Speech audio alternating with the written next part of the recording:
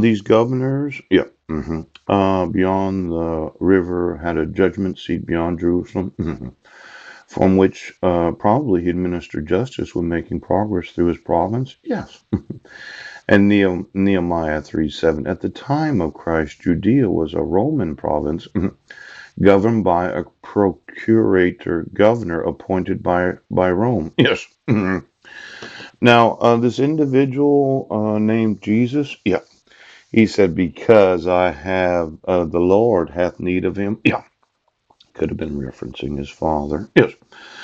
Now, there is a parable, and we should probably start in verse 11. Yeah, Luke 19:11. And as they heard these things, he added and spake a parable, because he was nigh to Jerusalem, because they thought that the kingdom of God should appear immediately. He said, therefore, in verse 12, a certain nobleman went into a far country to receive for himself a kingdom and to return. And he called his 10 servants and delivered them £10 and said unto them, occupy till I come. But the citizens hated him and sent a message after him saying, we will not have this man to reign over us. And it came to pass that when he was returned, right, having received the kingdom, then he commanded these servants to be called unto him to whom he had given the money, yeah, that he might know how much every man had gained of trading or by trading. Yes. And then in verse 16, then came the first, saying, Lord, thy pound hath gained 10 pounds. Oh.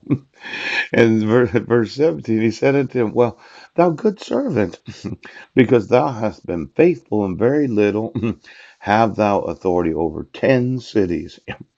And the second came, saying, Lord, thy pound hath gained 5 pounds. And he said likewise to him, be thou also over 5 cities. And another came, saying, Lord, behold, here is thy pound, which I have kept laid up in a napkin. Oh. And another came, saying, Lord, behold, here is thy. Oh, I read that. Yeah, verse 21. For I feared thee, because thou art an austere man, that takest up that thou layest not down, and reapest that thou didst not sow. Now, in verse 22, and he saith unto him, out of thine own mouth will I judge thee. Thou wicked servant, thou knewest that I was an austere man, taking up that I laid not down, and reaping that I did not sow.